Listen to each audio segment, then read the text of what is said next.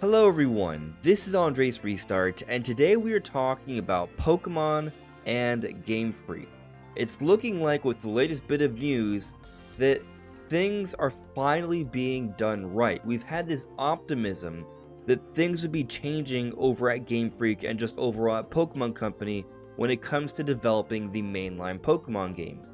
Because over the last few generations, a lot of fans have been coming to more of a mutual agreement that there's been a quality dip in the series and it has been trending downwards as they continue to try and maintain this consistent schedule of a new generation every 3 years and a new mainline release every single year. And so it appears as a result, we have seen a deteriorating quality in the series.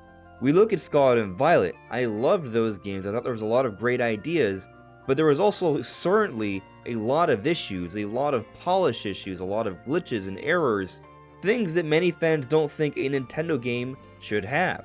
Even Nintendo themselves came out and apologized for this issue, which is not something they normally do, because most of the time their games are really polished. So the Pokemon games, in contrast to other Nintendo games, have become lacking in polish. So yes, there's been an established problem, and we've hoped that maybe things would change, and now it looks like we have a lot more evidence that that is indeed the case. And it also appears that these changes will be going into effect with their next mainline release, Pokemon Legends ZA, sometime next year.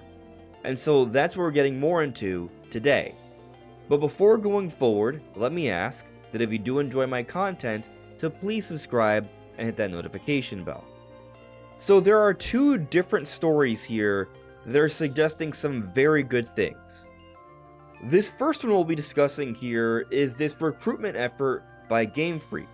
Now, some people have come out and said that this recruitment effort isn't anything special because Game Freak is recruiting all the time.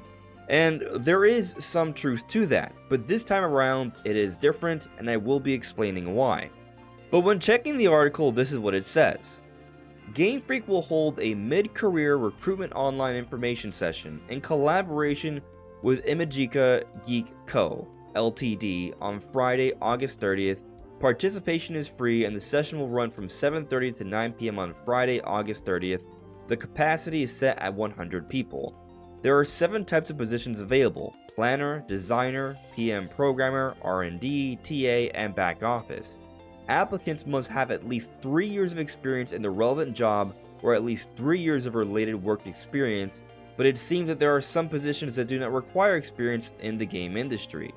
The list of positions listed on the official website is as follows, and then they show an entire list of all these different roles. There's a lot of them, 37.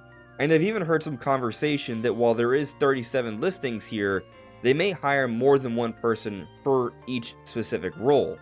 So there could even be more people they're trying to bring onto the team here, but at least 37. Now, as I brought up earlier, there have been times where Game Freak has hired with a lot more people. For example, we go back to 2020. Here, they were hiring for 23 positions in total to create a new Pokemon series. Now, with this one, they brought in a lot of people, and I believe this recruitment effort actually led to Pokemon Legends Arceus. We saw that game release a year and a half later, and that was a new mainline series made by Game Freak, and not just the existing Pokemon series we already have. But 23 positions versus at least 37 is a significant difference. And even in the case of 23, it seems like that led to Legends Arceus, one of the best Pokemon games we've gotten in a very long time. Now, we've also seen hirings like when they were hiring for a lot of graduate positions, in other words, people with minimal experience, and that's not what this is here. They are hiring for people that have at least 3 years of experience. This is a significant recruitment effort here. This is out of the ordinary. It's not par for the course. So there's a significant expansion happening at Game Freak right now.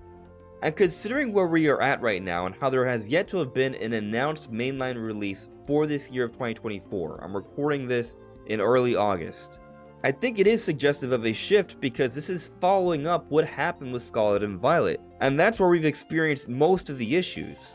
So it would appear that Game Freak is really stepping up their game.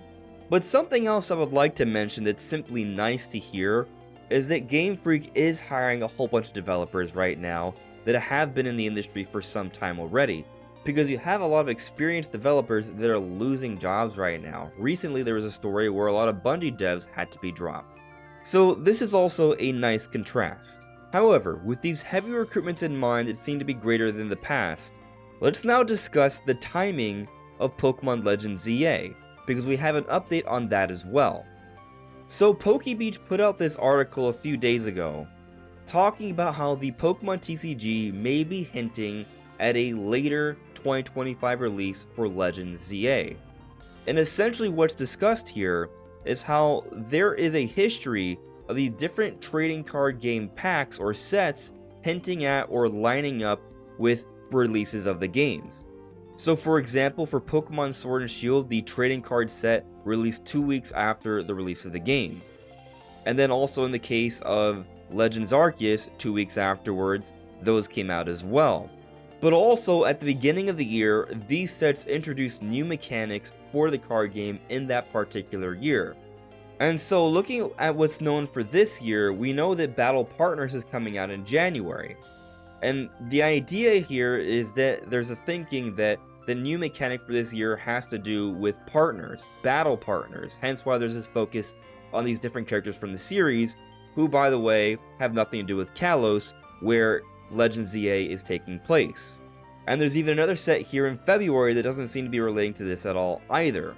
And then there's also this trademark for the Glory of Team Rocket that they're expecting to release as soon as March, but potentially a little bit later, that also doesn't seem to pertain to this at all. And when considering that Pokemon Legends ZA has already told us or strongly hinted that Mega Evolutions are returning, the belief here is that there's a little bit of a stalling right now with the trading card set where they're not going to introduce a new mechanic into the card game until later on. And so in other words, these sets that seem to have something to do with battle partners is the hook for this year when it comes to the trading card game. And when they finally start to put out the card set for Legends ZA, that's going to have to do with Mega Evolution, because they're bringing it back. That's the current speculation right now. And essentially how things are looking based off the trading card sets, we already know that they're not going to release in the game anytime in the early parts of the year, and this is definitely leaning more towards the latter half of the year. It's not confirmed yet, but it's definitely coming out later than say Legends Arceus. And we've also discussed in the past how with Legends Arceus, they already kind of told us early on that that game was coming out in the beginning of the year. They have not done that for Legends ZA. So the game is coming out later into the year, further supporting the idea that Pokemon Legends ZA is likely to be the sole mainline release of 2025, and it will be unlike the circumstance where they put out Brilliant Diamond Shining Pearl in November 2021 and Legends Arceus January of 2022, and then immediately jumped into marketing for Pokemon Scarlet and Violet, the next generation of Pokemon, which only came out 10 months later. It looks like Game Freak and Pokemon Company are spacing things out, and they're making plans and adjustments to keep up their cycles with trading cards and other merchandising and such, so that Game Freak can have the right amount of time to get their games done right, with a lot more new talent on the way as well. So this is very promising stuff for the future of the series, and it gives me a lot of optimism that Legends ZA is going to be pretty good. And to close out, I'd like to mention that I think it would be fair to argue, when you account for the growing amount of talent that's coming into Game Freak, the extra time that's being provided, those elements in conjunction with the fact that this will be their second effort with a Legends game, I think this extra experience is going to bode well for this particular game, and the polish that's going to be there will be greater than even Legends Arceus, a game that's already considered to be one of the best Pokemon games in years. So I'm very excited for Legends ZA. I am hoping we see something announced for it soon, perhaps in a Pokemon Presents sometime this month, given that the last 3 years we've had a Pokemon Presents in August, but we shall see. What do you think is happening? Let me know in the comments below. This is AndresRestart. Thank you so much for listening and watching, and I'll see you all really soon. Take care. Bye.